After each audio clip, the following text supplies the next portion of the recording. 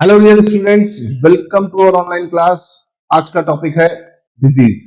Disease के part one को हम पिछले लेक्चर में कंप्लीट कर चुके हैं। अब हम बढ़ेंगे पार्ट टू की तरफ। बच्चों, पार्ट टू की अगर हम बात करें तो हम आज बात करेंगे नॉन इन्फेक्शन।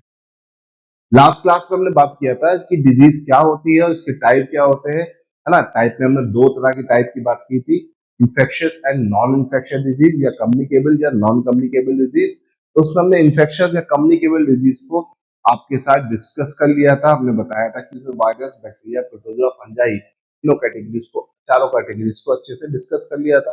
आज हम आपके साथ डिस्कस करेंगे नॉन कम्युनिकेबल डिजीज को, है ना। जो आज का जो टॉपिक है that is non infectious and non communicable disease. वो डिजीज जो पैथोजन से नहीं फैलती है वो नॉन कम्युनिकेबल होती है। याद रखिएगा, non communicable disease are those disease which can not spread to pathogens. जो पैथोजन से नहीं फैलेगी वो कौन सी डिजीज होगी? Non communicable disease. अब non communicable disease by birth भी आती है, एक्वायर्ड भी आती है, कई कैटेगरीज में आ जाती है। इसमें अगर हम बात करें तो इसमें हम इसकी फिर सब कैटेगरीज डिवाइड कर देते हैं। नॉन कम्युनिकेबल डिजीज वो भी होती है जो विटामिन की डेफिशिएंसी हो जाती है, वो भी होती है जो मिनरल्स की डेफिशिएंसी से हो जाती है, वो भी होती है जो जेनेटिक होती है, बाय बर्थ आपको अपने एंसेस्टर्स से मिली जा रही है। कुछ होती है जो आपके कार्बोहाइड्रेट की डेफिशिएंसी से, कुछ होती है प्रोटीन की डेफिशिएंसी से। अब बच्चों, कार्बोहाइड्रेट की डेफिशिएंसी अगर मान लो आपको बॉडी में प्रॉपर क्वांटिटी में कार्बोहाइड्रेट नहीं मिलता है तो आपको क्या हो जाएगा? मेरेस्मस, है ना। मेरेस्मस में बॉडी वीक हो जाती है। और अगर प्रॉपर क्वांटिटी में प्रोटीन नहीं मिलता है तो आपको कौन सी बीमारी हो जाएगी? क्वाशियोकोर। तो ये दोनों बीमारी माल न्यूट्रिशन की वजह से होती है। नॉर्मली बच्चों में ज्यादा देखने को मिलती है, बच्चों की बॉडी का शेप अजीब सा हो जाता है। तो ये जो बीमारियां हैं, एक कार्बोहाइड्रेट की डेफिशिएंसी और प्रोटीन की डेफिशिएंसी से होने वाली बहुत ही कॉमन डिजीज है। अब अगर हम यहाँ पे बात करते हैं तो एक एक करके हमें विटामिन, मिनरल्स और जेनेटिक डिजीज को आपके साथ डिस्कस करना है और धीरे धीरे इनको समझना है कि ये किस तरीके से आप पेपर में क्वेश्चन बना सकते हैं। चलिए, सबसे पहले हम बात करते हैं विटामिन। विटामिन की कैटेगरी की अगर हम बात करें बच्चों, तो विटामिन की बहुत सारे टाइप्स होते हैं। Vitamin A, B, B1, बी2, B3, B5, B6, बी7, बी9, B12, C, D, ई और के। ठीक है, तो हमको यहाँ पे दो चीजें समझनी है। आपके पेपर में विटामिन का साइंटिफिक नेम भी पूछा जा सकता है और उससे होने वाली डिजीज भी। तो सबसे पहले शुरू करते हैं विटामिन ए। बच्चों, विटामिन ए का जो साइंटिफिक नेम है, ठीक है, वो है रेटिनॉल, है ना। क्या है? रेटिनॉल। और अगर ये विटामिन आपकी बॉडी में नहीं मिलता है तो आपको बीमारी हो जाती है नाइट ब्लाइंडनेस। कौन सी बीमारी हो जाती है बेटा? Night blindness. याद रखिएगा। और इसका साइंटिफिक नेम क्या है बेटा? रेटिनल, है ना। रेटिनॉल इसका साइंटिफिक नेम है। ठीक है, इसका मेन सोर्स क्या है? मेन सोर्स आपको बॉडी में कहां से इससे मिलेगा, है ना। तो एप्पल, कैरेट्स, है ना। Lots of vegetable have rich in vitamin A. तो विटामिन ए की डेफिशिएंसीज आपको कौन सी बीमारी हो जाएगी? Night blindness. आपकी आंख के अंदर दो तरह के टिश्यूज होते हैं, रॉड्स एंड कोन्स। जब आपके रॉड्स अफेक्ट होते हैं तब आपको नाइट ब्लाइंडनेस होती है। अगर आपके कोन इफेक्ट होंगे तो आपको कलर ब्लाइंडनेस होगी। ठीक है, फिर आते हैं अगले विटामिन की तरफ, विटामिन बी1। बच्चों, विटामिन बी1 को हम बोलते हैं थायमीन। साइंटिफिक नेम क्या है? थायमीन। ठीक है, और इसकी डेफिशिएंसी से आपको डिजीज होती है बेरी बेरी। याद रखिएगा, अगर कोई आपसे पूछे बेरी बेरी किसकी डेफिशिएंसी से होती है, तो विटामिन बी1 की। ठीक है, फिर आते हैं अगले विटामिन की तरफ बच्चों। हमारा अगला जो विटामिन है वो है आपका विटामिन बी2।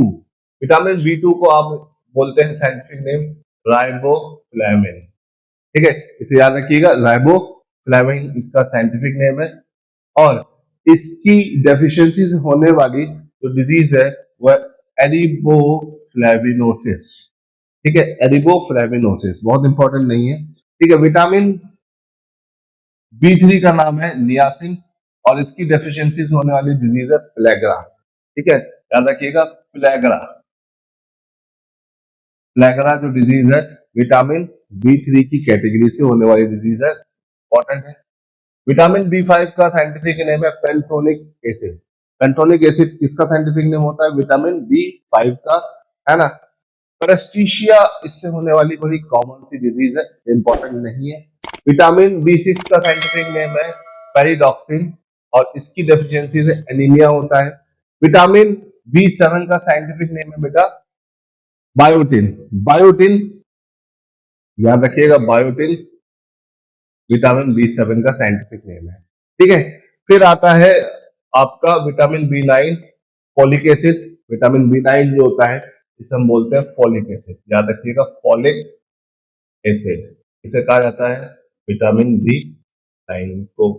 ठीक है, और B12 साइनोकोबाल्मिन, याद रखिएगा साइनोकोबाल्मिन B12 को कहा जाता है। ठीक है, चलिए आगे बढ़ते हैं। विटामिन सी, ये बहुत इंपॉर्टेंट है। ठीक है, विटामिन सी का साइंटिफिक नेम है एस्कॉर्बिक एसिड, और इसकी डेफिशिएंसीज होने वाली डिसीज है वो है स्कर्वी, है ना। कोई आपसे पूछे स्कर्वी किसकी वजह से होता है, तो आप क्या बताओगे? Scurvy is a disease cause due to vitamin C. Vitamin C की बच्चों जब डेफिशिएंसी आपको होती है तो आपको कौन सी बीमारी हो जाएगी? स्कर्वी। स्कर्वी में क्या होता है, आपके जो गम्स होते हैं वो सूज जाते हैं, उसमें स्वेलिंग आती है, उसमें आपका खून निकलने लगता है। तो विटामिन सी की डेफिशिएंसी से होने वाली डिजीज है स्कर्वी। और विटामिन सी का साइंटिफिक नेम है एस्कॉर्बिक एसिड, इसे मत भूलिएगा, इसे ध्यान रखिएगा। ठीक है, विटामिन डी कैल्सीफेरॉल, है ना। विटामिन डी का बेटा साइंटिफिक नेम क्या है? कैल्सीफेरॉल। ठीक है, कोई आपसे पूछे कि कैल्सीफेरॉल किसका साइंटिफिक नेम है, तो विटामिन डी। और विटामिन डी की डेफिशिएंसी से होने वाली जो बीमारी है बेटा वो है रिकेट्स, बच्चों में होने वाली बहुत ही कॉमन डिजीज, है ना। बोन सॉफ्ट होके मुड़ जाती है ना, और सॉफ्ट होके मुड़ने की वजह से ये डिजीज बहुत ही कॉमन डिजीज है जो बच्चों में देखी जाती है विटामिन डी की डेफिशिएंसी से। विटामिन डी का बेस्ट सोर्स क्या है? सनलाइट। ठीक है, याद रखिएगा सन से हमें कौन सा विटामिन मिलता है? Vitamin D. ठीक है, खट्टे या सिट्रिक फ्रूट से हमें कौन सा विटामिन मिलता है? Vitamin C. ठीक है, और विटामिन डी की डेफिशिएंसी से होने वाली डिजीज है रिकेट्स, बच्चों में। यही बीमारी अगर बड़े लोगों में होगी तो उसे बोलेंगे ऑस्ट्रोमलेशिया। ऑस्ट्रोमलेशिया में क्या होता है? उसमें भी बोन सॉफ्ट हो जाती है, जैसे मेरी बैकबोन है ना, ये सॉफ्ट हो गई तो मैं झुक के चलने लगूंगा, इस बीमारी को हम क्या बोलेंगे? ऑस्ट्रोमलेशिया।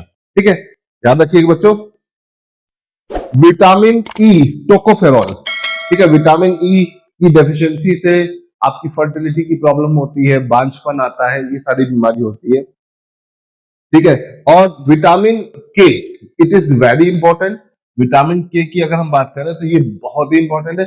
विटामिन के आप एक ऐसा विटामिन है जो आपको कहीं से नहीं मिलेगा, आपकी बॉडी में ही जनरेट होता है। आप बाहर से एक्सट्रैक्ट नहीं कर सकते, कहीं नहीं पा सकते, बाहर आपको नहीं मिलेगा, आर्टिफिशियली जनरेट हो सकता है, नेचुरली किसी जगह पर नहीं मिलेगा, आपकी बॉडी में जनरेट होता है। और अगर आपकी बॉडी में विटामिन के की डेफिशिएंसी होती है तो आपको बीमारी होती है हीमोफीलिया। हीमोफीलिया डिजीज हो जाती है बच्चों। तो क्या होता है, नॉर्मली अगर आपको चोट लगती है, एक्सीडेंट होता है और आपका ब्लड निकलता है बॉडी से, तो 5 से 7 मिनट के अंदर अगर ब्लड को बहने दोगे तो ब्लड क्लॉट कर जाएगा।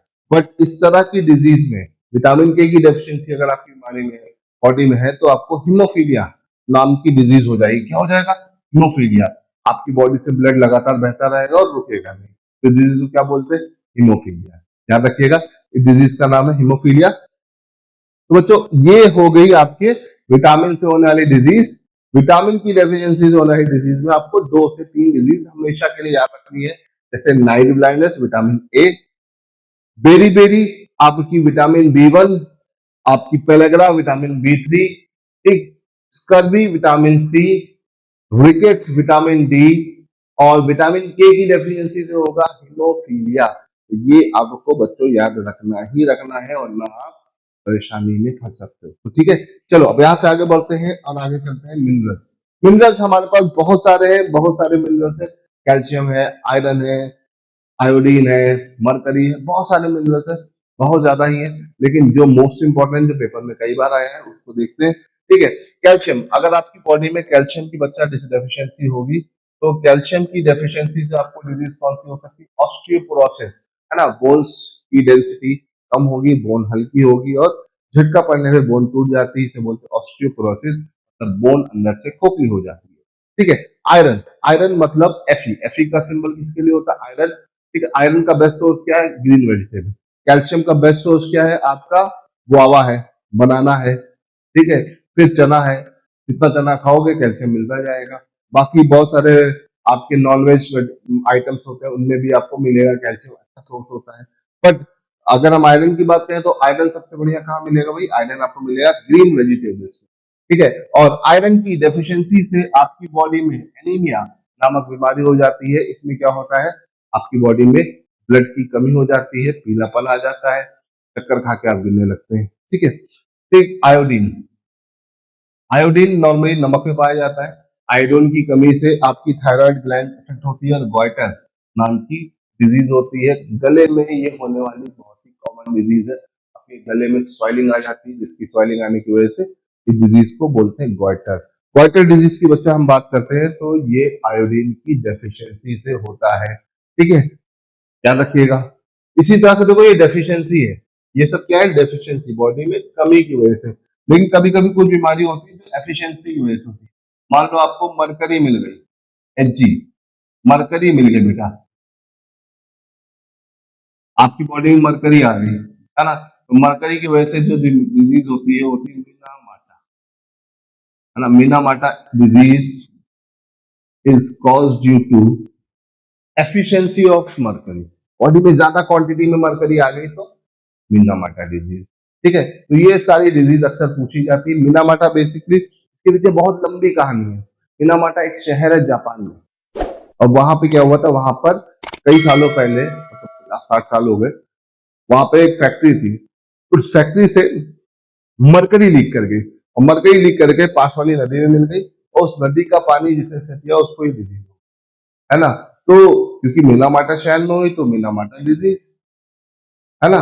पहले डिजास्टर के लाइन, मिनामाटा डिजास्टर बच्चा कहां पर हुआ? तो जापान में।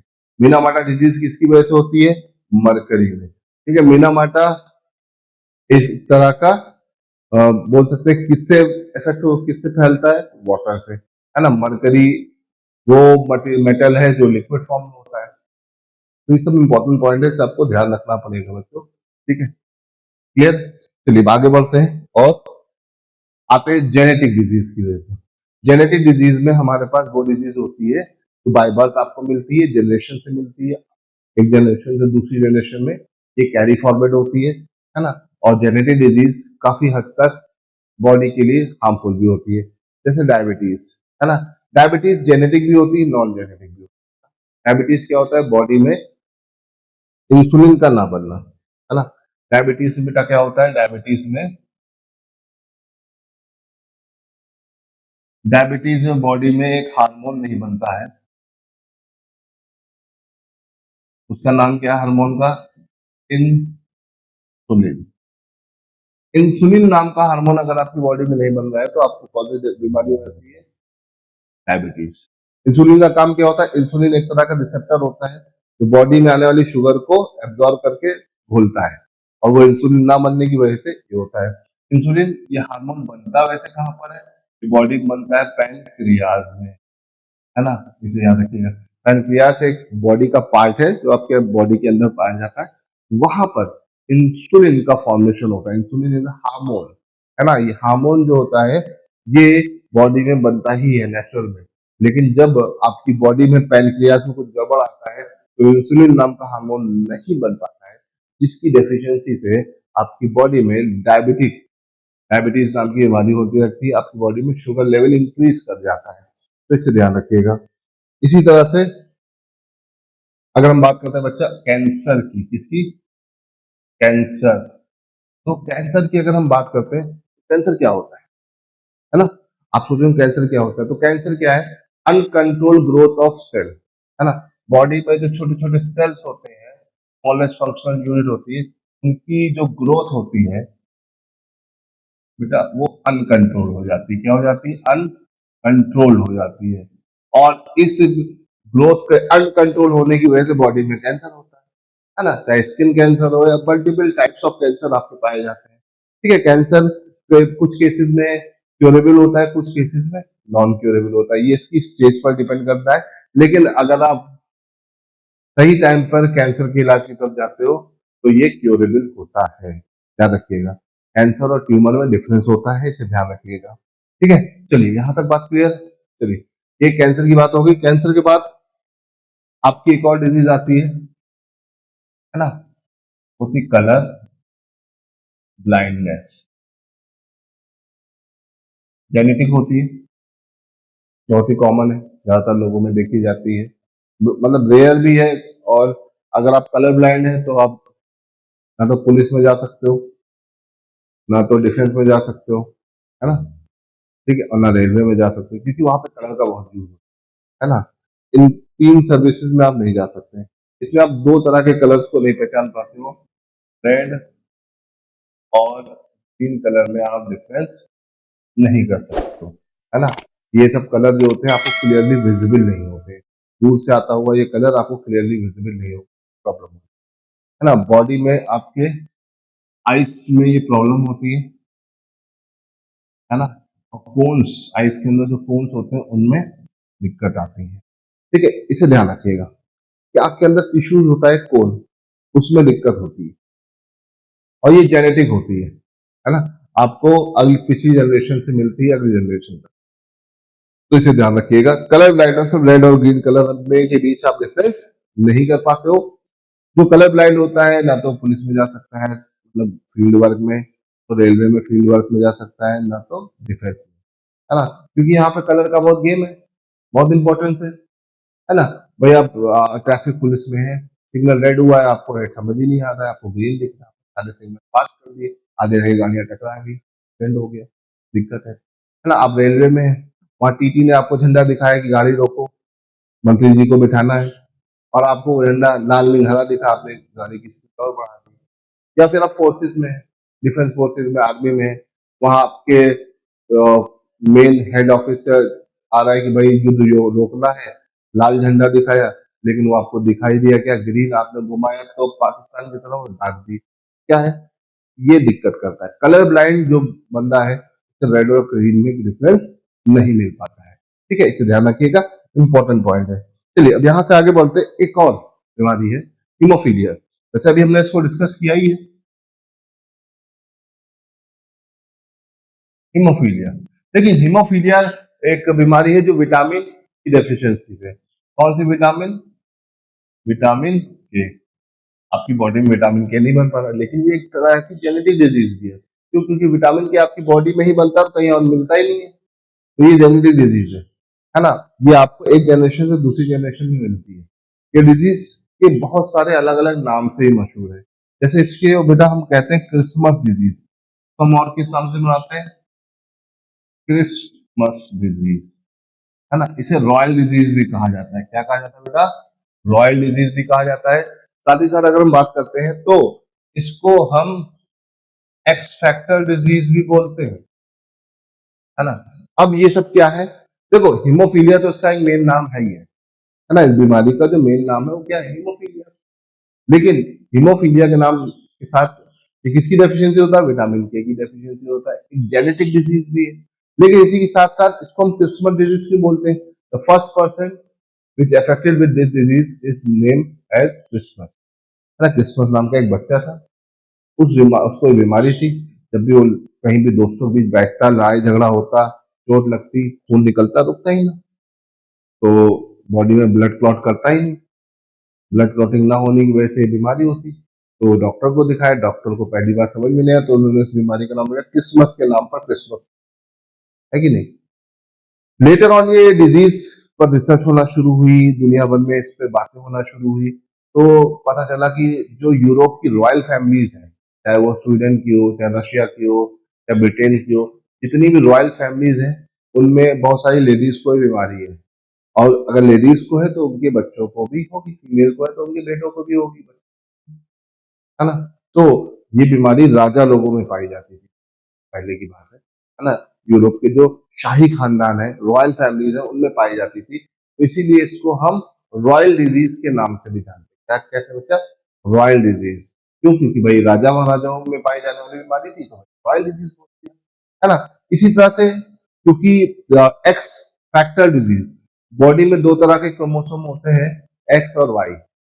एक्स बेसिकली सब में होते हैं, फीमेल में ज्यादा होते हैं, और वाई मेल में होते हैं। तो आपका जो एक्स क्रोमोसोम है किसमें ज्यादा होता है, फीमेल में। और एक्स क्रोमोसोम की वजह से ही ये बीमारी एक जनरेशन से दूसरी जनरेशन में कैरी फॉरवर्ड होती है, इसी वजह से एक्स फैक्टर डिजीज भी कहा जाता है। तो बेटा इसके कई सारे नाम है, आपको ध्यान रखना। इसको हम Christmas disease, royal disease, x factor disease या हीमोफीलिया सब बोलते हैं। तो किसकी डेफिशिएंसी से होता है, विटामिन के की डेफिशिएंसी से होता है। बॉडी में एक प्रोटीन नहीं बनता है जिसका नाम है प्रोथ्रोम्बिन,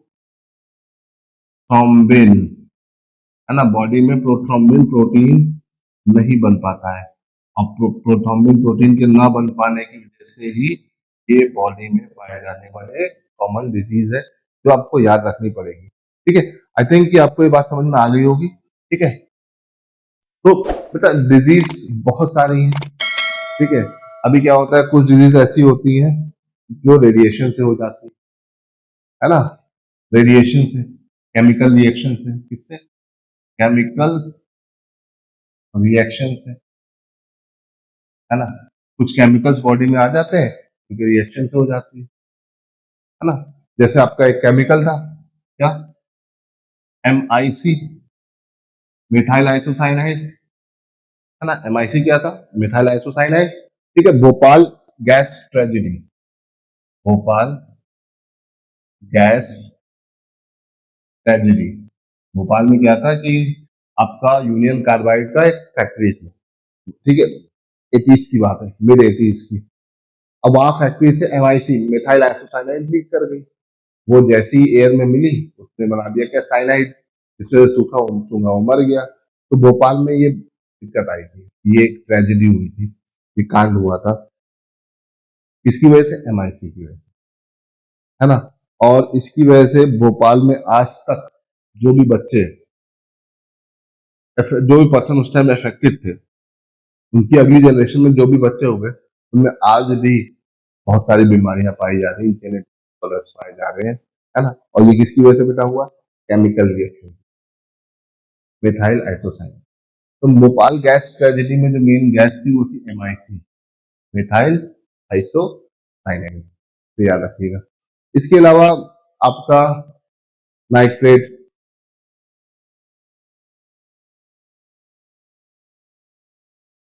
नाइट्रेट पेंट वगैरह हमें पाया जाता है ना। और पेंट वगैरह में अगर कोई प्रेग्नेंट वुमेन नाइट्रेट को इनहेल कर लेती है तो उसके बच्चे में प्रॉब्लम आ जाती है। उस बीमारी का नाम ब्लू बेबी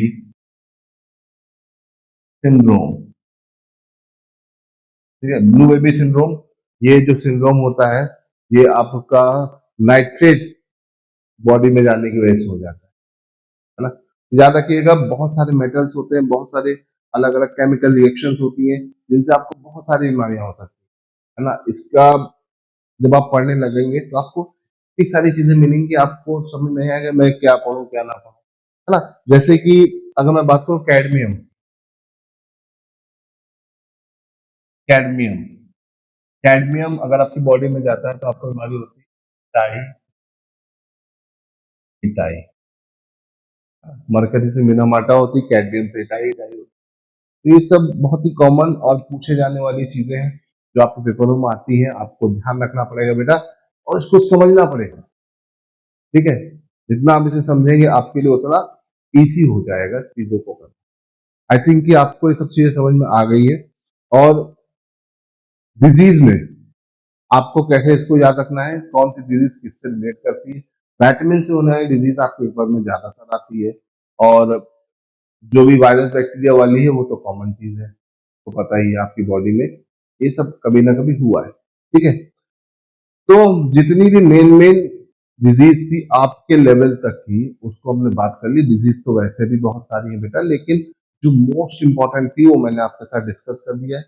कैडमियम के अलावा आपका फ्लोराइड भी एक होता है ना।